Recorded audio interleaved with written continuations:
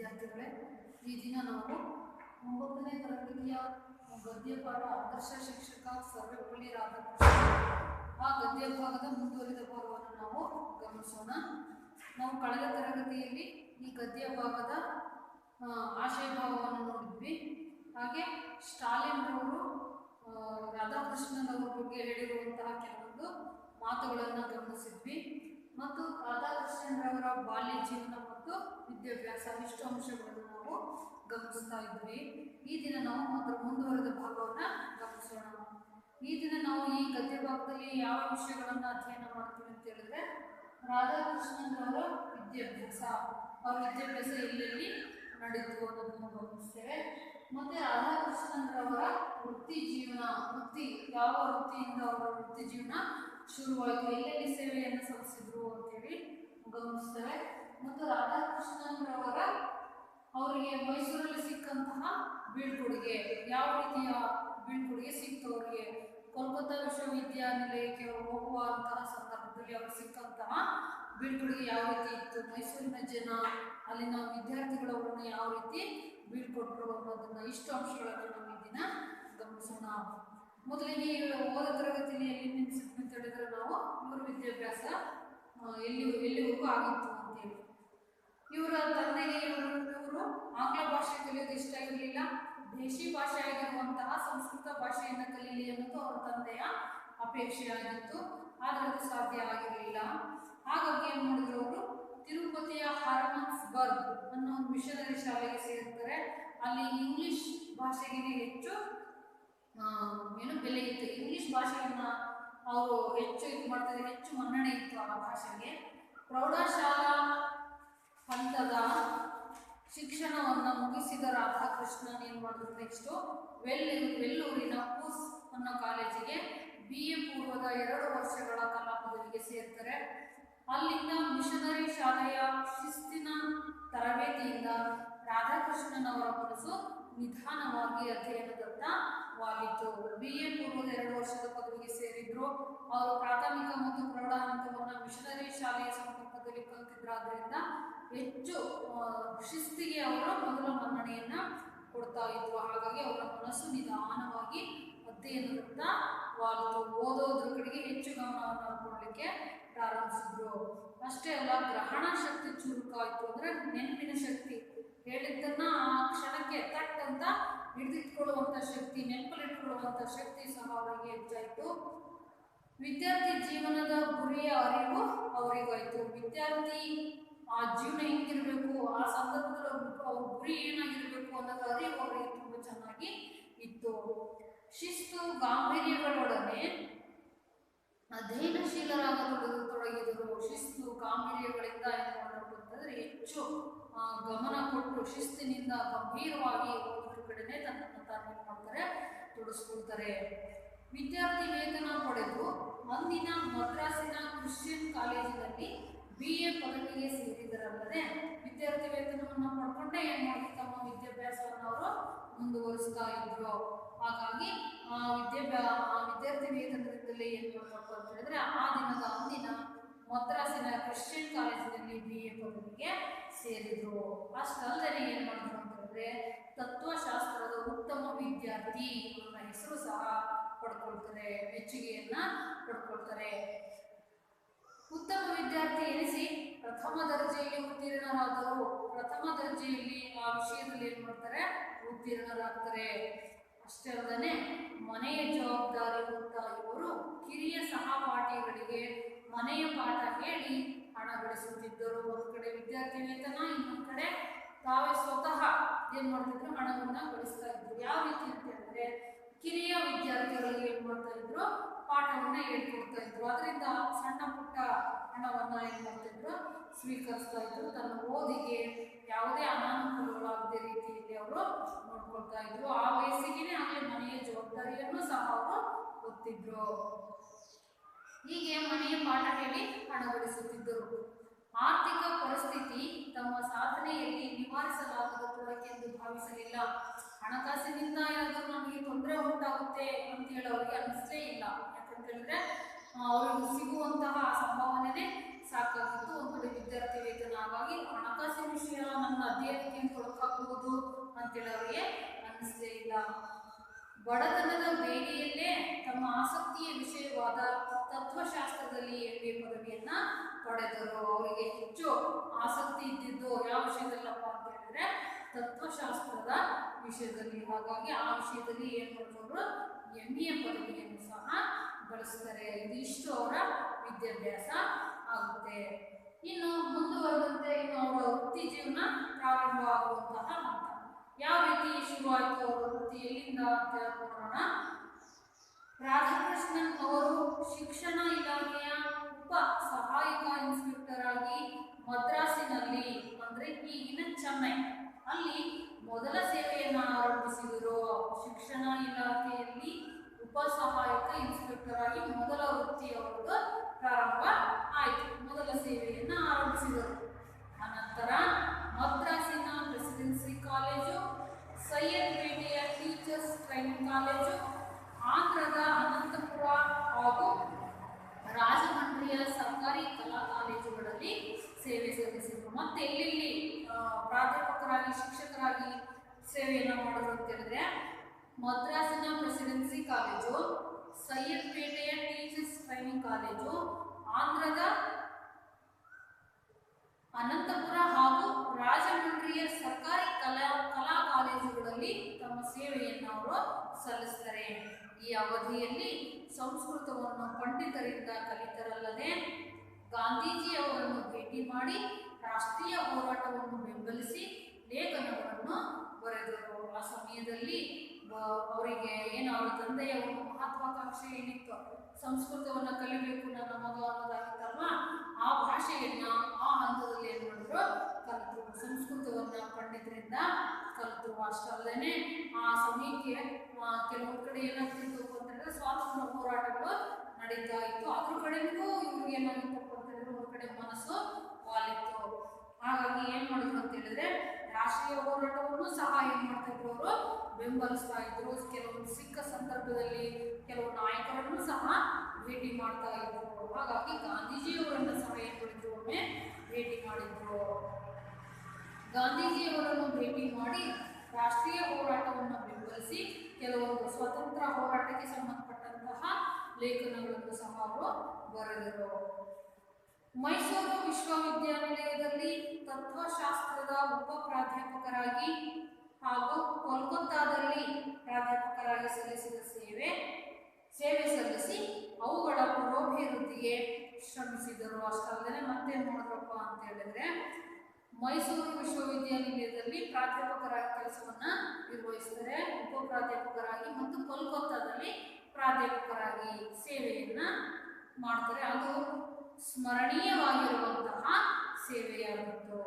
ಅವುಗಳ ಪುರೋಭಿವೃದ್ಧಿಗೆ ಶ್ರಮಿಸಿದ್ರು. ಅಷ್ಟಲ್ಲದೆ ಏನು ವಿಶ್ವವಿದ್ಯಾಲಯಗಳ ಅಭಿವೃದ್ಧಿಗೂ ಸಹ ಏನು ಮಾಡಿದ್ರು ಶ್ರಮವನ್ನ ಕೊಟ್ಟರು. ಆಕ್ಸ್ಫರ್ಡ್ ವಿಶ್ವವಿದ್ಯಾಲಯದಲ್ಲೂ ಸಂದರ್ಶಕ ಪ್ರಾಧ್ಯಾಪಕರಾಗಿ ಕಾರ್ಯನಿರ್ವಹಿಸಿದರು. ರಾಧಾಕೃಷ್ಣನ್ ಅವರ ಬೋಧನಾ ಶೈಲಿ, ನಿರರ್ಗಳತೆ, ವಿಷಯದ ಮೇಲಿನ ಪ್ರಭುತ್ವ ವಿದ್ಯಾರ್ಥಿಗಳನ್ನು ಬಹುಬೇಗ ಆಕರ್ಷಿಸಿತು.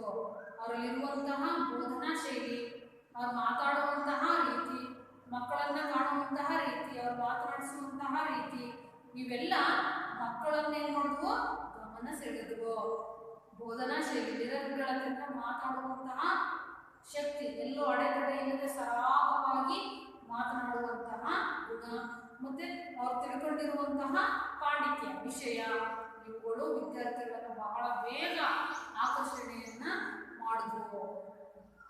ತಮ್ಮ ಪ್ರಾಧ್ಯಾಪಕತ್ವವನ್ನು ಯಾವಾಗಲೆಂದರೆ ಆವಾಗ ಕಳಚಿ ಏರು ಜೌವನದ ಯುವಕರಂತೆ ಹಾಸ್ಯ ವಿನೋದಗಳಲ್ಲಿ ತೊಡಗುತ್ತಿದ್ದರು. ಮಕ್ಕಳ ಜೊತೆಗೆ ಮಕ್ಕಳಾಗಿ ಬಿಡ್ತಾ ಇದ್ರು. ಯಾವಾಗ ಬೇಕಾದ್ರೂ ತಮ್ಮ ಏನೋ ವೃತ್ತಿಯ ಒಂದು ವೇಷವನ್ನು ಕಳಚಿ ಮಕ್ಕಳಾಗ್ತಾ ಇದ್ರು. ಅಂದ್ರೆ ನಾನು ಶಿಕ್ಷಕ, ನನ್ನ ಮಕ್ಕಳ ಜೊತೆಗೆ ಆಟ ಆಡೋದು ತಪ್ಪು ಅನ್ನೋ ಯಾವ ಭಾವನೆನೂ ಅವ್ರು ಇರಲಿಲ್ಲ. ಪಾಠ ಮಾಡೋದು ಮಾತ್ರ ಶಿಕ್ಷಕರಾಗಿರ್ತಾ ಇದ್ರು, ಮಕ್ಕಳ ಜೊತೆ ಇರುವಾಗ ಮಕ್ಕಳಾಗೆ ಬಿಡ್ತಾ ಇದ್ರು. ಹೀಗೆ ಅವರ ಗುಣ ಇತ್ತು. ಯಾವಾಗಲೆಂದರೆ ಆವಾಗ ಕಳಚಿ ಏರು ಜೌವನದ ಯುವಕರಂತೆ, ಮಕ್ಕಳಂತೆ, ಯುವಕರಂತೆ ಏನ್ ಮಾಡ್ತಾ ಇದ್ರು ಬೆರೀತಾ ಇದ್ರು. ಹಾಸ್ಯ ವಿನೋದಗಳಲ್ಲಿ ತೊಡಗುತ್ತಾ ಇದ್ರು. ಶಿಕ್ಷಕನೊಬ್ಬನ ಗೌರವವು ಬೋಧನೆಯಿಂದಲೇ ವೃದ್ಧಿಸುತ್ತದೆ. ಅಂದ್ರೆ ಒಬ್ಬ ಶಿಕ್ಷಕನಿಗೆ ಗೌರವ ಬರೋದು ಯಾವುದರಿಂದ ಅಂತಂದ್ರೆ ಆತ ಮಾಡುವಂತಹ ಬೋಧನೆಯಿಂದ, ಪಾಠದಿಂದ, ಪಾಠ ಮಾಡುವಂತಹ ರೀತಿಯಿಂದ ಅದರಲ್ಲಿ ಬರುವಂತಹ ಗೌರವ ಹೆಚ್ಚಾಗಿರುತ್ತೆ. ಜೊತೆಗೆ ವ್ಯಕ್ತಿತ್ವದ ಸೌಜನ್ಯ ಒಟ್ಟೊಟ್ಟಿಗೆ ಅದರಲ್ಲಿರುವಂತಹ ವ್ಯಕ್ತಿತ್ವ ಎಂಥದ್ದು ಇವು ಒಬ್ಬ ಶಿಕ್ಷಕನಿಗೆ ಗೌರವನ ತಂದುಕೊಡ್ತವೆ. ಸ್ನೇಹಶೀಲತೆ ಇವೆಲ್ಲವೂ ಎಲ್ಲರ ಗಮನವನ್ನ ಸೆಳೆಯುವಂತಹ ಅಂಶಗಳಾಗಿತ್ತು. ಈ ಗುಣಗಳು ಅವರಲ್ಲಿ ಇತ್ತು. ಇನ್ನು ಅವರಿಗೆ ಮೈಸೂರಲ್ಲಿ ಯಾವ ರೀತಿಯ ಬೀಳ್ಕೊಡುಗೆ ಸಿಕ್ತು ಅನ್ನೋದನ್ನ ನಾವು ಗಮನಿಸೋಣ. ಅವರು ಕೋಲ್ಕತ್ತಾ ವಿಶ್ವವಿದ್ಯಾಲಯದ ತತ್ವಶಾಸ್ತ್ರ ಪ್ರಾಧ್ಯಾಪಕರಾಗಿ ನೇಮಕಗೊಂಡಾಗ ಮೈಸೂರಿನಿಂದ ಹೊರಟ ದಿನ ಅವರಿಗೆ ಕೊಟ್ಟಂತಹ ವೈಭವದ ಬೀಳ್ಕೊಡುಗೆ ಯಾವ ಚಕ್ರವರ್ತಿಗೂ ದೊರೆತಿರಲಾರದು. ಅವರು ಮೈಸೂರಲ್ಲಿ ಏನ್ ಮಾಡ್ತಾ ಇದ್ರು, ಪ್ರಾಧ್ಯಾಪಕರಾಗಿ, ತತ್ವಶಾಸ್ತ್ರದ ಪ್ರಾಧ್ಯಾಪಕರಾಗಿ ಕೆಲಸವನ್ನ ನಿರ್ವಹಿಸ್ತಾ ಇರುವಾಗ ಅವರಿಗೆ ಬೇರೆ ಕಡೆ ವರ್ಗಾವಣೆ ಆಗುತ್ತೆ. ಎಲ್ಲಿ ಅಂತಂದ್ರೆ ಕೋಲ್ಕತ್ತಾ ವಿಶ್ವವಿದ್ಯಾಲಯಕ್ಕೆ ವರ್ಗಾವಣೆ ಆಗುತ್ತೆ. ಈಗ ಅಲ್ಲಿಗೆ ಅವರು ಹೋಗ್ಬೇಕಾಗಿದೆ. ಆಗ ಆ ಕ್ಷಣವನ್ನು ಅವರು ನೆನಪು ಮಾಡ್ಕೊಳ್ತಾರೆ. ಮರೆಯಲಾಗದೇ ಇರ್ತಕ್ಕಂಥ ಕ್ಷಣಗಳು ಆಗಿತ್ತು. ಅವರು ಮೈಸೂರಿನಿಂದ ಹೊರಡ್ತಾರೆ. ಅದನ್ನ ಅವರಿಗೆ ಕೊಟ್ಟಂತಹ ವೈಭವದ ಬೀಳ್ಕೊಡುಗೆ, ಅಲ್ಲಿ ಅವರು ನಡ್ಕೊಂಡಂತಹ ರೀತಿ, ಅಲ್ಲಿನ ಮಕ್ಕಳು, ಜನರು ಅವ್ರು ಕೊಟ್ಟಂತಹ ಗೌರವ, ಇದೆಲ್ಲವೂ ಸಹ ಅವರಿಗೆ ಅವಿಸ್ಮರಣೀಯವಾಗಿತ್ತು. ಯಾವ ಚಕ್ರವರ್ತಿಗೂ ದೊರೆತಿರಲಾರದು. ಅಲ್ಲಿ ಸಿಕ್ಕಂತಹ ಗೌರವ ಬೀಳ್ಕೊಡುಗೆ ಯಾವ ರಾಜನಿಗೂ ಸಿಕ್ಕಿರ್ಲಿಕ್ಕಿಲ್ಲ ಅಂತ ರೀತಿಯ ಗೌರವವನ್ನ ಅಲ್ಲಿನ ಮಕ್ಕಳು ಮತ್ತು ಅಲ್ಲಿನ ಜನ ಇವರಿಗೆ ಕೊಡ್ತಾರೆ. ಅಂದಿನ ವಾತಾವರಣದಲ್ಲಿದ್ದು ವೈಭವಕ್ಕಿಂತ ಹೆಚ್ಚಾಗಿ ಹೃದಯದಿಂದ ನೇರವಾಗಿ ಹೊರಹೊಮ್ಮಿದ ಗುರುಪ್ರೇಮ. ಬರೀ ವೈಭವ ಅಷ್ಟೇ ಕಾಣಿಸ್ತಿಲ್ಲ ಅವರಿಗೆ. ಏನ್ ಕಾಣಿಸ್ತಪ್ಪ ಅಂತ ಹೇಳಿದ್ರೆ, ಆ ಪ್ರತಿಯೊಬ್ಬ ಮಕ್ಕಳಲ್ಲೂ ಮನಸ್ಸಲ್ಲಿರುವಂತಹ ಗುರುಪ್ರೇಮ ಎದ್ದು ಕಾಣಿಸ್ತಾ ಇತ್ತು. ಅದನ್ನ ಇವರು ಗುರುತಿಸಿದ್ರು. ಅವರ ಹೃದಯದಲ್ಲಿ ಕಂಡಿದ್ದು ನೇರವಾಗಿ ಹೊರಹೊಮ್ಮಿದ ಗುರುಪ್ರೇಮ. ವಿದ್ಯಾರ್ಥಿಗಳೆಲ್ಲರಲ್ಲೂ ಭಕ್ತಿ ಪ್ರೇಮದ ಚಿಲುಮೆ ಮುಖ್ಯ ಬಂತು. ಸಹಜವಾಗಿಯೇ ಅವರು ಗುರುಗಳ ಬಗ್ಗೆ, ರಾಧಾಕೃಷ್ಣನ್ ಅವರ ಬಗ್ಗೆ ಇರುವಂತಹ ಗೌರವವನ್ನು ಸಹಜವಾಗಿಯೇ ಹೊರಹಾಕಿದ್ರು. ಹೀಗಾಗಿ ಸಹಜ ಗುರುಪ್ರೇಮ ಅದಾಗಿತ್ತು. ರಾಧಾಕೃಷ್ಣನ್ ಅವರನ್ನು ಮಹಾರಾಜ ಕಾಲೇಜಿನಿಂದ ರೈಲು ನಿಲ್ದಾಣಕ್ಕೆ ಕರೆದೊಯ್ಯುವಾಗ ಸಾರೋಟಿಗೆ ಕುದುರೆಯನ್ನು ಕಟ್ಟಲಿಲ್ಲ, ಸ್ವತಃ ವಿದ್ಯಾರ್ಥಿಗಳೇ ಎಳೆದೊಯ್ದರು. ಮೈಸೂರು ಮಹಾರಾಜ ಕಾಲೇಜಿನಿಂದ ಈಗ ಎಲ್ಲಿ ಹೋಗ್ಬೇಕಾಗಿದೆ, ಅವರು ರೈಲ್ವೆ ನಿಲ್ದಾಣಕ್ಕೆ ಹೋಗ್ಬೇಕಾಗಿದೆ. ಅದಕ್ಕೋಸ್ಕರ ಏನ್ ಮಾಡಿದ್ರೆ ಕುದುರೆ ಗಾಡಿಯನ್ನ ತರಿಸಿದ್ದಾರೆ ಸಾರೋಟಿಗೆ. ಆದರೆ ಆ ಸಾರೋಟಿಗೆ ಅವರು ಕುದುರೆಯನ್ನ ಕಟ್ಟಲಿಲ್ಲ. ಕುದುರೆಯ ಬದಲು ರಾಧಾಕೃಷ್ಣನ್ರವರ ಶಿಷ್ಯಂದ್ರೆ ಅವ್ರ ವಿದ್ಯಾರ್ಥಿಗಳೇ ಏನ್ ಮಾಡ್ತಾರೆ, ಆ ಗಾಡಿಯನ್ನ ಎಳೆದು ತಗೊಂಡು ಹೋಗ್ತಾರೆ ರೈಲ್ವೆ ಸ್ಟೇಷನ್ ನೋಡುವ. ಕಾಲೇಜಿನಿಂದ ರೈಲು ನಿಲ್ದಾಣಕ್ಕೆ ಕರೆದೊಯ್ಯುವಾಗ ಸಾರೋಟಿಗೆ, ಅದು ಕುದುರೆ ಗಾಡಿಗೆ ಕುದುರೆಯನ್ನ ಕಟ್ಟಲಿಲ್ಲ, ಸ್ವತಃ ವಿದ್ಯಾರ್ಥಿಗಳೇ ಏನ್ ಮಾಡೋದು, ಅದನ್ನ ಎಳೆದೊಯ್ದರು. ರಾಧಾಕೃಷ್ಣನ್ ಅವರಿಗಾಗಿ ಕಾದಿರಿಸಿದ್ದ ಕಂಪಾರ್ಟ್ಮೆಂಟ್ ಅನ್ನು, ಅಂದ್ರೆ ಬೋಗಿ, ರೈಲು ಬೋಗಿಯನ್ನು ಯಾವ ರೀತಿ ಅಲಂಕರಿಸಿದ್ರಪ್ಪ ಅಂತ ಹೇಳಿದ್ರೆ, ಹೊರಗು ದಿಂಬು ಹಾಗೂ ರತ್ನ ಕಂಬಳಿಯನ್ನು ಹಾಸಿ, ಹೊರಗು ದಿಂಬು ಹಾಕಿದ್ರು ಮತ್ತೆ ರತ್ನ ಕಂಬಳಿಯನ್ನ ಹಾಕಿದ್ರು. ರತ್ನ ಕಂಬಳಿಯನ್ನ ಹಾಸಿ ಮಲಗುವ ಸೀಟನ್ನು ಯಾವ ರೀತಿ ಮಾಡಿದ್ರಪ್ಪ ಅಂತ ಹೇಳಿದ್ರೆ, ನೆಲವನ್ನು ಹೂವಿನಿಂದ ಸುಪ್ಪತ್ತಿಗೆಯಂತೆ ಮಾಡಿ, ಸುಪ್ಪತ್ತಿಗೆ ರೀತಿ ಸಿಂಹಾಸನದ ರೀತಿ ಮಾಡಿ ದೈವ ಮಂದಿರವನ್ನು ಭಕ್ತರು ಅಲಂಕರಿಸುವಂತೆ ಅಲಂಕರಿಸಲಾಗಿತ್ತು. ದೇವ್ರ ಮನೆ ಅಂದ ತಕ್ಷಣನೇ ಅಲ್ಲಿ ದೇವರು ಕೂರಿಸುವಂತ ಜಾಗವನ್ನು ಯಾವ ರೀತಿ ನಾವು ಅಲಂಕರಿಸ್ತೀವಲ್ವ, ಆ ರೀತಿ ರಾಧಾಕೃಷ್ಣರವರು ಕೂಡುವಂತಹ ಸ್ಥಳವನ್ನ ಏನ್ ಮಾಡಿದ್ರು ವಿದ್ಯಾರ್ಥಿಗಳು ಅಲಂಕರಿಸಿದ್ರು. ಜೊತೆಗೇನೆ ರಾಧಾಕೃಷ್ಣನ್ ಅವರಿಗೆ ಜಯವಾಗಲಿ ಎಂಬ ಕೂಗು ರೈಲ್ವೆ ಸ್ಟೇಷನ್ನಿನ ಆವರಣದಲ್ಲೆಲ್ಲ ಮಾಡುತ್ತಿತ್ತು. ಜೊತೆಗೆ ಕಿವಿಗೆ ಬೀಳ್ತಾ ಇದ್ದಿದ್ದು ಏನಪ್ಪ ಅಂತ ಹೇಳಿದ್ರೆ, ರಾಧಾಕೃಷ್ಣನ್ ಅವರಿಗೆ ಜಯವಾಗಲಿ ಜಯವಾಗಲಿ ಅನ್ನೋ ಘೋಷಣೆ ಇಡೀ ರೈಲು ನಿಲ್ದಾಣದಲ್ಲೆಲ್ಲ ಮೊಳಗ್ತಾ ಇತ್ತು. ಆ ದಿನ ಭಾವೋದ್ರೇಕದಿಂದ ಅದೆಷ್ಟು ಜನ ಆಗ್ತಾರೋ, ಆ ದಿನ ಅವ್ರು ಸಿಕ್ಕಂತಹ ಬೀಳ್ಕೊಡುಗೆ ಸಂಭ್ರಮದಲ್ಲಿ ಅದೆಷ್ಟು ಜನ ಭಾವೋದ್ರೇಕದಿಂದ ಹತ್ತಿರ ಕಣ್ಣೀರಾಗೋದ್ರ ಲೆಕ್ಕನೇ ಇಲ್ಲ. ಭಾವೋದ್ರೇಕದಿಂದ ಅದೆಷ್ಟು ಜನ ಆಗ್ತಾರೋ, ವಿದ್ಯಾರ್ಥಿಗಳು ತೋರಿದ ವಿಶ್ವಾಸ ಅವರ ಕಣ್ಣಿನಲ್ಲೂ ನೀರು ತಂತು. ಭಾವೋದ್ರೇಕ ಬಿಡಿಸಿ ಬರುವಾಗ ವ್ಯಾಕರಣ ಭಾವ ಪ್ಲಸ್ ಉದ್ರೇಕ ಏನಾಗುತ್ತಿದ್ದು, ಭಾವೋದ್ರೇಕ.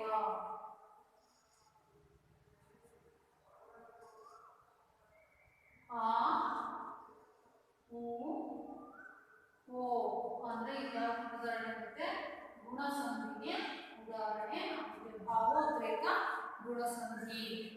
ಅದೆಷ್ಟು ಜನ ಭಾವನಾತ್ಮಕವಾಗಿ ಏನು ಮಾಡಿದ್ರಪ್ಪ ಅಂತಂದ್ರೆ ಗೌರವವನ್ನ ಕೊಟ್ಟರು, ಕಣ್ಣೀರನ್ನ ಹಾಕಿದ್ರು. ಅದೆಷ್ಟು ಜನ ಹತ್ರ ಲೆಕ್ಕಕ್ಕಿಲ್ಲ. ವಿದ್ಯಾರ್ಥಿಗಳು ತೋರಿದ ವಿಶ್ವಾಸ ಅವರ ಕಣ್ಣಿನಲ್ಲೂ ನೀರು ತುಂಬಿತು. ಅಂದ್ರೆ ರಾಧಾಕೃಷ್ಣರವರ ಕಣ್ಣುಗಳು ಸಹ ತುಂಬಿ ಬಂತು. ಅವರು ಸಹ ಅಳೋದಕ್ಕೆ ಶುರು ಮಾಡಿದ್ರು. ಮುಂದಿನ ಭಾಗದಲ್ಲಿ ಸ್ವಾತಂತ್ರ್ಯ ಪೂರ್ವದಲ್ಲೂ ಸ್ವಾತಂತ್ರ್ಯ ಬಂದ ಆರಂಭದಲ್ಲೂ ಪಾಶ್ಚಿಮಾತ್ಯರು ಭಾರತಕ್ಕೆ ಮನ್ನಣೆ ನೀಡುತ್ತಿರಲಿಲ್ಲ. ಸ್ವಾತಂತ್ರ್ಯ ಪೂರ್ವದಲ್ಲೂ ಅಂದರೆ 1947ಕ್ಕಿಂತ ಹಿಂದೆ, ಆಮೇಲೆ 1947ರ ನಂತರ, ಸ್ವಾತಂತ್ರ್ಯ ಸಿಗೋದಕ್ಕೂ ಹಿಂದೆ ಮತ್ತು ಸ್ವಾತಂತ್ರ್ಯ ಸಿಕ್ಕಾದ ಮೇಲೂ ಸಹ ಬ್ರಿಟಿಷರು ಆ ಸಮಯ ಏನಾಗ್ತದೆ, ನಮ್ಮ ಭಾರತವನ್ನ ಅವರು ಆಳ್ವಿಕೆ ಮಾಡುವಂಥ ಸಂದರ್ಭದಲ್ಲಿ, ಅಂತ ಸಂದರ್ಭದಲ್ಲಿ ಪಾಶ್ಚಾತ್ಯ ರಾಷ್ಟ್ರಗಳು ನಮ್ಮ ದೇಶಕ್ಕೆ ಅಷ್ಟೊಂದು ಬೆಲೆಯನ್ನ, ಗೌರವವನ್ನ ಕೊಡ್ತಾ ಇರಲಿಲ್ಲ. ಸ್ವಾತಂತ್ರ್ಯ ಪೂರ್ವದಲ್ಲೂ ಮತ್ತು ಸ್ವಾತಂತ್ರ್ಯದ ಆರಂಭದಲ್ಲೂ ಏನೋ ಒಂದು ರೀತಿಯಾಗಿ ನಮ್ಮ ದೇಶವನ್ನ, ನಮ್ಮ ದೇಶದ ಜನರನ್ನ ಅವರು ಕಾಣ್ತಾ ಇದ್ರು.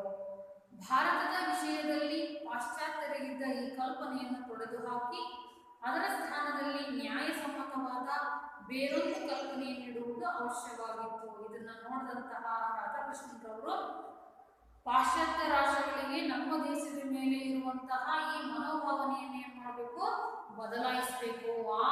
ಅವ್ರು ನೋಡುವಂತಹ ದೃಷ್ಟಿಕೋನ ಬದಲಾಗಬೇಕು. ಆ ಜಾಗದಲ್ಲಿ ಇನ್ನೂ ಏನೋ ಗೌರವವನ್ನು ಕೊಡುವಂತಹ ಯಾವುದಾದ್ರೂ ಒಂದು ಅಂಶವನ್ನ ಬಿಡಬೇಕು, ಆ ರೀತಿ ಬದಲಾವಣೆಯನ್ನು ತರಬೇಕು ಅಂತ ಹೇಳಿ ರಾಧಾಕೃಷ್ಣರವರು ಯೋಚನೆ ಮಾಡಿದ್ರು. ಈ ಕಲ್ಪನೆಯನ್ನು ತೊಡೆದು ಹಾಕಿ ಅದರ ಸ್ಥಾನದಲ್ಲಿ ನ್ಯಾಯಸಮ್ಮತವಾದ ಬೇರೊಂದು ಕಲ್ಪನೆಯನ್ನು ಈ ಕಲ್ಪನೆಯನ್ನು ತೊಡೆದು ಹಾಕಿ ಈ ಬೇರೆ ಕಲ್ಪನೆಯನ್ನು ಭಾರತಕ್ಕವರು ಗೌರವವನ್ನು ತುಂಬಬೇಕು, ಆ ರೀತಿ ಭಾವನೆ ಅವರಿಗೆ ಬರಬೇಕು ಅನ್ನೋದನ್ನ ಅವರು ಯೋಚನೆ ಮಾಡಿದ್ರು. ಆ ಕೆಲಸವನ್ನು ಸ್ವಲ್ಪ ಮಟ್ಟಿಗಾದರೂ ರಾಧಾಕೃಷ್ಣನವರು ಮಾಡಿದ್ರು, ಪ್ರಯತ್ನನಾದರೂ ಪಟ್ಟರು, ಸ್ವಲ್ಪ ಮಟ್ಟಿಗೆ ಅದರಲ್ಲಿ ಯಶಸ್ವಿ ಆದ್ರು. ಅವರ ಬರವಣಿಗೆಯ ಮೂಲಕ ಪಾಶ್ಚಾತ್ಯರಿಗೆ ಭಾರತೀಯ ಸಂಸ್ಕೃತಿಯ ಪರಿಚಯವಾಯಿತು. ಮೊದಲೇ ಅವರು ಪ್ರಾರಂಭಿಸಿದ್ದೇನಪ್ಪ ಅಂತಂದ್ರೆ, ನಮ್ಮ ಸಂಸ್ಕೃತಿಯ ಬಗ್ಗೆ ಪಾಶ್ಚಾತ್ಯರು ತಿಳ್ಕೊಳ್ಬೇಕು ಅನ್ನೋದನ್ನ ಮನಗಂಡ್ರು. ತಮ್ಮ ಬರವಣಿಗೆಯ ಮೂಲಕ ಏನ್ ಮಾಡಿದ್ರು, ನಮ್ಮ ಭಾರತ ಸಂಸ್ಕೃತಿಯನ್ನ ಪಾಶ್ಚಾತ್ಯರು ಸಹ ಅರಿಯುವ ರೀತಿ ಮಾಡಿದ್ರು, ಬರವಣಿಗೆಯ ಮೂಲಕ, ಲೇಖನಗಳನ್ನು ಬರೆಯೋದ್ರ ಮೂಲಕ. ಹಾಗಾಗಿ ಬರವಣಿಗೆ ಮೂಲಕ ಪಾಶ್ಚಾತ್ಯರಿಗೆ ಭಾರತೀಯ ಸಂಸ್ಕೃತಿಯ ಪರಿಚಯ ಆಯಿತು ಇವರಿಂದ.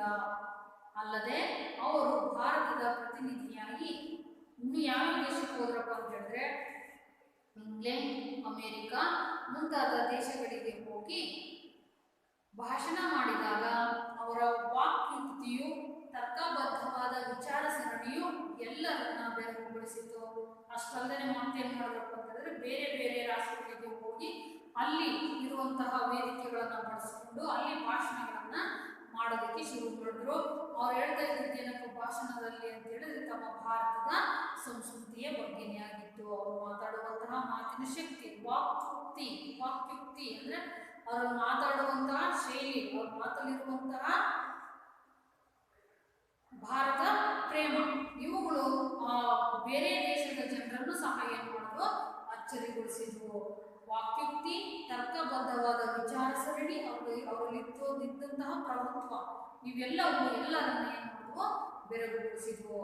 ಅವರ ಭಾಷಣ ಕೇಳಿದ ಅಲ್ಲಿನ ಜನ ಮಂತ್ರಮುಗ್ಧರಾಗಿ, ಅವರು ಮಾತಾಡುವಂಥದ್ದನ್ನ ನೋಡಿದಂತಹ ಅಲ್ಲಿನ ಜನರು ಮಂತ್ರಮುಗ್ಧರಾದ್ರು. ಅಂದ್ರೆ ಅವ್ರ ಬಾಯಿಂದ ಮಾತೇ ಹೊರಲಿಲ್ಲ, ತದೇಕ ಚಿತ್ತದಿಂದ ಅವ್ರು ಏನ್ ಮಾಡ್ತಿದ್ರು, ಅವರು ಮಾತಾಡೋದನ್ನೇ ಗಮನಿಸ್ತಾ ಇದ್ರು. ಯಾರ ಪ್ರೇರಣೆಯೂ ಇಲ್ಲದೆ ಎದ್ದು ನಿಂತು ಜಯಕಾರ ಮಾಡಿ ಗೌರವ ಸೂಚಿಸಿದರು. ಆ ರೀತಿ ಯಾರ ಮಾತಿನ ಶಕ್ತಿ ಇತ್ತು, ರಾಧಾಕೃಷ್ಣರವರ ಮಾತಿನ ಶಕ್ತಿ ಇತ್ತು. ಅವರ ಮಾತನ್ನ, ಅವರ ಭಾಷಣವನ್ನ ಕೇಳಿ ಜನರು ಸ್ವಪ್ರೇರಣೆಯಿಂದನೇ ಎದ್ದು ನಿಂತು ಏನ್ ಮಾಡ್ತಾರೆ, ಚಪ್ಪಾಳೆಯನ್ನು ನೀಡೋದು, ಹೊಡೆಯೋದ್ರ ಮೂಲಕ ರಾಧಾಕೃಷ್ಣರವರಿಗೆ ಗೌರವವನ್ನ ಸೂಚಿಸ್ತಾರೆ. ರಾಧಾಕೃಷ್ಣನ್ ಅವರು ಹಿಂದೂ ಧರ್ಮದ ತತ್ವಶಾಸ್ತ್ರ ಮತ್ತು ಸಾಹಿತ್ಯವನ್ನೆಲ್ಲ ಅಧ್ಯಯನ ಮಾಡಿದರು. ಅವರ ಆಸಕ್ತಿ ವಿಷಯನೇ ತತ್ವಶಾಸ್ತ್ರವಾಗಿತ್ತು. ಹಾಗಾಗಿ ತತ್ವಶಾಸ್ತ್ರ ಮತ್ತು ಭಾರತದ ಸಾಹಿತ್ಯ ಇವೆಲ್ಲವನ್ನು ಅವ್ರು ಏನ್ ಮಾಡಿದ್ರು, ಅಧ್ಯಯನ ಮಾಡಿದ್ರು. ಯುರೋಪಿಯನ್ ತತ್ವಶಾಸ್ತ್ರ ಮತ್ತು ಸಾಹಿತ್ಯದ ಅವ್ಯಕ್ತ ವಿಚಾರಗಳಿಂದ ಅವರ ವಿಶ್ವದೃಷ್ಟಿ ಮತ್ತು ತಾತ್ವಿಕ ದೃಷ್ಟಿಕೋನ ಪ್ರಭಾವಿತವಾಯಿತು. ಹೊರ ರಾಷ್ಟ್ರಗಳಿಗೆಲ್ಲ ಭೇಟಿ ನೀಡುತ್ತಿದ್ರಲ್ವಾ, ಅಲ್ಲೂ ಸಹ ಅಲ್ಲಿನ ತತ್ವಶಾಸ್ತ್ರದ ಬಗ್ಗೆ, ಅಲ್ಲಿನ ಧರ್ಮದ ಬಗ್ಗೆನೂ ಸಹ ಏನ್ ಮಾಡ್ತಾ ಇದ್ರು, ತಿಳ್ಕೊಳ್ತಾ ಇದ್ರು. ಹಾಗಾಗಿ ಅವರಲ್ಲಿ ವಿಶ್ವದೃಷ್ಟಿ ಮತ್ತು ತಾತ್ವಿಕ ದೃಷ್ಟಿಕೋನ ಏನಾಯ್ತು, ಪ್ರಭಾವವಾಯಿತು. ಜೊತೆಗೆ ಸ್ವಾಮಿ ವಿವೇಕಾನಂದರ ವಿಚಾರಧಾರೆ ಅವರ ಮನವನ್ನು ಆಕರ್ಷಿಸಿತು. ಜೊತೆಗೆ ಅವರಿಗೆ ಅವರ ಮೇಲೆ ಪ್ರಭಾವ ಬೀರಿದ್ದು ಯಾರು ಅಂತ ಹೇಳಿದ್ರೆ ಸ್ವಾಮಿ ವಿವೇಕಾನಂದರು. ಅವರಲ್ಲಿರುವಂತಹ, ಅವ್ರು ಹೇಳಿರುವಂತಹ ಕೆಲವೊಂದು ವಿಚಾರಧಾರೆಗಳು ಸಹ ಯಾರ ಮೇಲೆ ಪ್ರಭಾವವನ್ನು ಬೀರಿದ್ವಪ್ಪ ಅಂತ ಹೇಳಿದ್ರೆ ರಾಧಾಕೃಷ್ಣರವರ ಮೇಲೆ ಪ್ರಭಾವವನ್ನ ಬೀರಿದ್ರು. ಸ್ವಾಮಿ ವಿವೇಕಾನಂದರ ವಿಚಾರಧಾರೆ ಅವರ ಮನವನ್ನು ಆಕರ್ಷಿಸಿತು. ಅವರು ಹಿಂದೂ ಧರ್ಮವು ಒಂದು ವೈಚಾರಿಕ ಜೀವನ ಮಾರ್ಗವೆಂದು, ಅಂದ್ರೆ ಒಂದು ಉತ್ತಮವಾದ ಮಾರ್ಗದಲ್ಲಿ ಹೋಗ್ತಾ ಇರುವಂತಹ ಜೀವನ ಮಾರ್ಗದಾಗಿದೆ. ನೈತಿಕ ಗುಣಾತ್ಮಕ ವಿಷಯಗಳಿಂದ ಕೂಡಿದ್ದು, ಅಂದ್ರೆ ಒಳ್ಳೆಯ ಅಂಶಗಳಿಂದ ಕೂಡಿದ್ದು, ಮಾನವನ ಆಂತರಿಕ ಜೀವನದ ಬಗ್ಗೆ ಪ್ರಾಮುಖ್ಯತೆ ಉಳ್ಳದ್ದಾಗಿದೆ. ಮಾನವನ ಆಂತರಿಕ ಜೀವನಕ್ಕೆ ಸಂಬಂಧಪಟ್ಟದ್ದಾಗಿದೆ. ಹಿಂದೂ ಧರ್ಮವಾಗಲಿ ವೇದಾಂತವಾಗಲಿ ಅಸತ್ಯವನ್ನು ಹೇಳುವುದಿಲ್ಲ. ಹಿಂದೂ ಧರ್ಮ ಆಗಲಿ ಅಥವಾ ನಮ್ಮ ವೇದಗಳಾಗಲಿ ಯಾವತ್ತೂ ಸುಳ್ಳನ್ನ ಹೇಳೋದಿಲ್ಲ. ಭಾರತೀಯ ಚಿಂತನೆಗಳು ಯಾವುದೋ ವಿಚಿತ್ರ ಮತ್ತು ನಿಗೂಢ ಪರಿಕಲ್ಪನೆಗಳಾಗಿಲ್ಲ. ಭಾರತೀಯರ ಚಿಂತನೆಗಳು, ಅವರಲ್ಲಿರುವಂತಹ ರೀತಿ ನೀತಿಗಳು ಯಾವುದೋ ಅಸತ್ಯದಿಂದ ಕೂಡಿರುವಂಥದ್ದು ಅಥವಾ ನಿಗೂಢವಾಗಿರುವಂಥದ್ದು ಅಲ್ಲ, ಸತ್ಯಕ್ಕೆ ಹತ್ತಿರವಾದಂಥವೇ ಆಗಿದ್ರು. ಹಿಂದೂ ಧರ್ಮವಾಗಲಿ ವೇದಾಂತವಾಗಲಿ ಅಸತ್ಯವನ್ನು ಹೇಳುವುದಿಲ್ಲ. ಭಾರತೀಯ ಚಿಂತನೆಗಳು ಯಾವುದೋ ವಿಚಿತ್ರ ಮತ್ತು ನಿಗೂಢ ಅಂದ್ರೆ ರಹಸ್ಯವಾಗಿರುವಂತಹ ಯಾವ ಪರಿಕಲ್ಪನೆಗಳು ಆಗಿಲ್ಲ. ಜೀವನದ ನಾಡಿ ಮಿಡಿತಗಳನ್ನು, ಸೂಕ್ಷ್ಮ ಮನಸ್ಸಿನ ಚಿಂತನೆಗಳನ್ನು ತಿಳಿಗೊಳಿಸುವುದೇ ಹಿಂದೂ ಧರ್ಮದ ಸಾರ ಅಂತೇಳಿ ಅವರು ಸಾರ್ತಾರೆ ಎಂದು ಸರಳವಾಗಿ ಹೇಳಿದರು. ಶಿಕ್ಷಣದ ಮಹತ್ವವನ್ನು ಮನಗಂಡ ಅವರು, ಶಿಕ್ಷಣವು ಜೀವನದ ಅವಿಭಾಜ್ಯ ಅಂಗ, ಅದು ಮಾನವನನ್ನು ಪರಿಪೂರ್ಣತೆ ಹಾಗೂ ಸುಸಂಸ್ಕೃತಿಯಂತ ಒಯ್ಯುವ ಸಾಧನಾ ಮಾರ್ಗ ಎಂದಿದ್ದಾರೆ. ಶಿಕ್ಷಣಕ್ಕೆ ಇವರು ಹೆಚ್ಚು ಒತ್ತನ್ನ ಕೊಡ್ತಾ ಇದ್ರು. ಹಾಗಾದ್ರೆ ರಾಧಾಕೃಷ್ಣರವರ ಪ್ರಕಾರ ಶಿಕ್ಷಣ ಅಂದ್ರೆ ಏನು ಅಂತ ಹೇಳಿದ್ರೆ, ಶಿಕ್ಷಣವು ಜೀವನದ ಅವಿಭಾಜ್ಯ ಅಂಗ.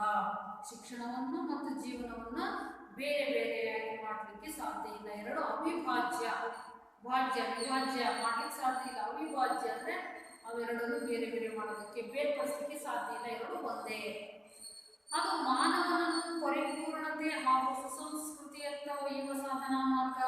ಆ ಶಿಕ್ಷಣ ಮನುಷ್ಯನನ್ನ ಪರಿಪೂರ್ಣನನ್ನಾಗಿ ಮಾಡುತ್ತೆ, ಅಷ್ಟೇ ಅಲ್ಲ ಅದನ್ನು ಸುಸಂಸ್ಕೃತನನ್ನಾಗಿ ಮಾಡುತ್ತೆ.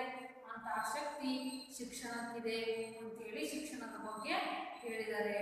ಶಿಕ್ಷಣವು ಜೀವನದ ಅವಿಭಾಜ್ಯ ಅಂಗ, ಅದು ಮಾನವನನ್ನು ಪರಿಪೂರ್ಣತೆ ಹಾಗೂ ಸುಸಂಸ್ಕೃತಿಯತ್ತ ಒಯ್ಯುವಂತಹ ಒಂದು ಸಾಧನಾ ಮಾರ್ಗ, ದಾರಿ ಅಂತೇಳಿ ಸಾರಿದ್ರು. ಕೆನಡಾ ದೇಶದ ರೇಡಿಯೋ ಪ್ರಸಾರ ಭಾಷಣದಲ್ಲಿ ಮಾನವತೆಯೇ ವಿಶ್ವ ಅನುಸರಿಸಬೇಕಾದ ಮಾರ್ಗ ಎಂದು ತಮ್ಮ ನಿಲುವನ್ನ ಅಭಿವ್ಯಕ್ತಿಸಿದರು. ಮತ್ತೆ ಇನ್ನೊಂದು ಅವಕಾಶ ಸಿಕ್ಕಿತ್ತು ಅವರಿಗೆ, ಕೆನಡಾದಲ್ಲಿ ಒಂದು ರೇಡಿಯೋ ಭಾಷಣವನ್ನು ಮಾಡುವಂಥ ಸಂದರ್ಭ. ಆ ರೇಡಿಯೋ ಕಾರ್ಯಕ್ರಮದಲ್ಲಿ ಭಾಷಣ ಮಾಡುವಂಥ ಸಂದರ್ಭದಲ್ಲಿ ಒಂದು ಮಾತನ್ನ ಹೇಳ್ತಾರೆ.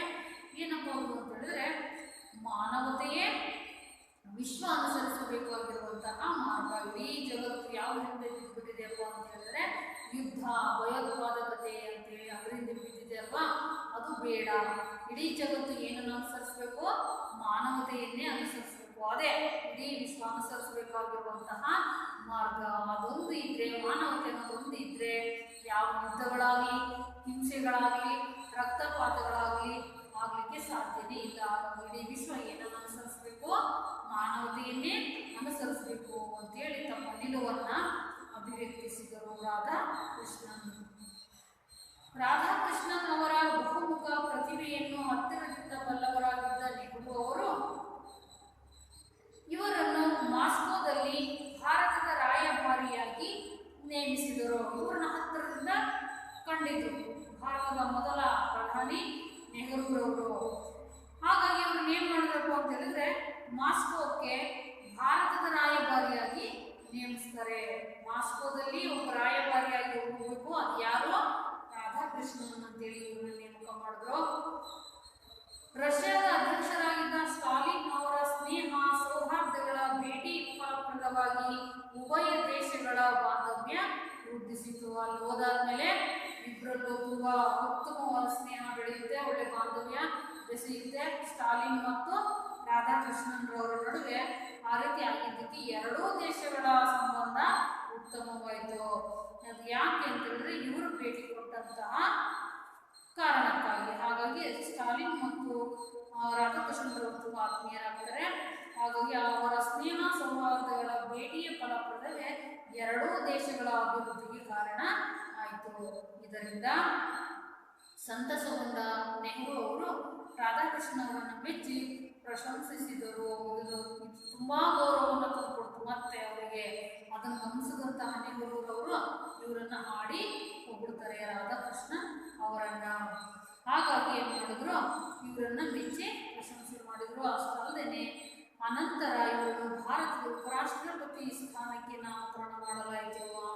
ಇವರು ನಮ್ಮ ದೇಶದ ಉಪರಾಷ್ಟ್ರಪತಿ ಸ್ಥಾನಕ್ಕೆ ಅರ್ಹರು ಅಂತೇಳಿ ಅವರಿಗೆ ನೆಹರು ಅವರಿಗೆ ಗೊತ್ತಾಯ್ತು. ಅವರನ್ನ ಭಾರತದ ಉಪರಾಷ್ಟ್ರಪತಿಗಳಾಗಿ ನೇಮಕ ಮಾಡೋದು ನಾಮಕರಣ ಮಾಡಲಾಯಿತು. 2 ಬಾರಿ ಉಪರಾಷ್ಟ್ರಪತಿಗಳಾಗಿ ರಾಷ್ಟ್ರಕ್ಕೆ ಅನುಪಮ ಸೇವೆ ಸಲ್ಲಿಸಿದರು. ಒಂದು ಸಾರಿ ಅಲ್ಲ, 2 ಸಾರಿ ಭಾರತದ ಉಪರಾಷ್ಟ್ರಪತಿಗಳಾದರು. ಅಷ್ಟೇ ಸೇವೆಯನ್ನು ಸಹ, ಅವಿಸ್ಮರಣೀಯವಾದ ಸೇವೆಯನ್ನು ಸಹ ಸಲ್ಲಿಸಿದರು. ಈ ಅವಧಿಯಲ್ಲಿ ಹಲವಾರು ರಾಷ್ಟ್ರಗಳಿಗೆ ಭೇಟಿ ನೀಡಿ ಅಂತಾರಾಷ್ಟ್ರೀಯ ಮಟ್ಟದಲ್ಲಿ ಶಾಂತಿ ಸೌಹಾರ್ದವನ್ನು ಕಾಪಾಡುವಲ್ಲಿ ಯಶಸ್ವಿಯಾದರು. ಆ ಸಂದರ್ಭದಲ್ಲಿ ನಾವು ಸುಮ್ಮನೆ ಕೂಡಲಿಲ್ಲ, ಬೇರೆ ಬೇರೆ ರಾಷ್ಟ್ರಗಳಿಗೆ ಹೋಗ್ತಾ ಇದ್ರು. ಅಲ್ಲಿ ನಮ್ಮ ಭಾರತದ ಸಂಸ್ಕೃತಿಯನ್ನ ಏನ್ ಮಾಡ್ತಿದ್ರು, ಪ್ರಸ್ತುತಪಡಿಸ್ತಾ ಇದ್ರು. ಬೇರೆ ದೇಶದವರಿಗೆ ನಮ್ಮ ಸಂಸ್ಕೃತಿಯ ಅರಿವನ್ನ ಉಂಟು ಮಾಡ್ತಾ ಇದ್ರು.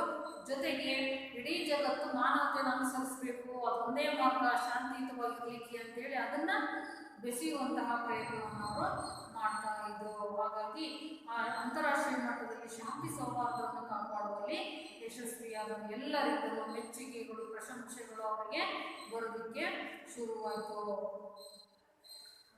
ಇವರ ಪ್ರವಾಸದ ಉದ್ದೇಶ ಭಾರತೀಯ ಜೀವನ, ಸಂಸ್ಕೃತಿ, ಚಿಂತನೆ ಮತ್ತು ಮಾನವ ಧರ್ಮವನ್ನು ಪ್ರಚಾರ ಮಾಡುವುದಾದ್ದರಿಂದ ವಿಶ್ವದ ಬುದ್ಧಿವಂತರ ಮೆಚ್ಚುಗೆ ಗಳಿಸಿದರು. ಇವರ ಉದ್ದೇಶನೇ ಅದಾಗಿತ್ತು. ನಮ್ಮ ದೇಶದ ಸಂಸ್ಕೃತಿ, ಆಚಾರ ವಿಚಾರಗಳು, ಚಿಂತನೆಗಳು, ಅವರ ಜೀವನ ಶೈಲಿ ಇವೆಲ್ಲವೂ ಬೇರೆ ರಾಷ್ಟ್ರಗಳಿಗೆ ಪರಿಚಯವಾಗಲಿ ಅನ್ನೋದೇ ಅವರ ಮೊದಲ ಉದ್ದೇಶ ಆಗಿತ್ತು ಅಲ್ವಾ. ಹಾಗಾಗಿ ಮಾನವ ಧರ್ಮವನ್ನು ಪ್ರಚಾರ ಮಾಡುವುದಾದ್ದರಿಂದ ವಿಶ್ವದ ಬುದ್ಧಿವಂತರ ಮೆಚ್ಚುಗೆಯನ್ನು ಗಳಿಸಿದರು. ಇವರು ನಡ್ಕೊಳ್ಳುವಂಥ ರೀತಿಯನ್ನು ನೋಡಿ ಇಡೀ ಜಗತ್ತಿನ ಬುದ್ಧಿವಂತರೇ ಸಹ ಏನ್ ಮಾಡ್ತಾರೆ, ಇವರನ್ನ ಮೆಚ್ಚುತ್ತಾರೆ. ವಿಶ್ವದೆಲ್ಲೆಡೆಗಳಿಂದ ಶ್ಲಾಘಿಸಲ್ಪಟ್ಟ ಇವರನ್ನು ಪದವಿ ಹಾಗೂ ಹುದ್ದೆ ಅನಾಯಾಸವಾಗಿ ಹಂತ ಹಂತವಾಗಿ ಅರಸಿಕೊಂಡವು. ಹೀಗೆ ಸಹಜವಾಗಿ ಅವರ ಹೆಸರು ಇಡೀ ಜಗತ್ತಿನಲ್ಲೆಲ್ಲ ಓಡಾಡಲಿಕ್ಕೆ ಶುರುವಾಯಿತು. ಎಲ್ಲರೂ ಇವರನ್ನ ಹೊಗಳಿಕೆ ಶುರು ಮಾಡಿದ್ರು. ಹಾಗಾಗಿ ಪದವಿಗಳು, ಹುದ್ದೆಗಳು ತಾನಾಗಿ ಇವರ ಬಳಿ ಬರ್ತಾ ಇದ್ವು. ಅನಾಯಾಸವಾಗಿ ಅಂದ್ರೆ ಪ್ರಯತ್ನ ಪಡೆದೇನೆ ಅವಾಗಿನೇ ಹುಡ್ಕೊಂಡು ಇವ್ರ ಬಳಿ ಬರ್ತಾ ಇತ್ತು.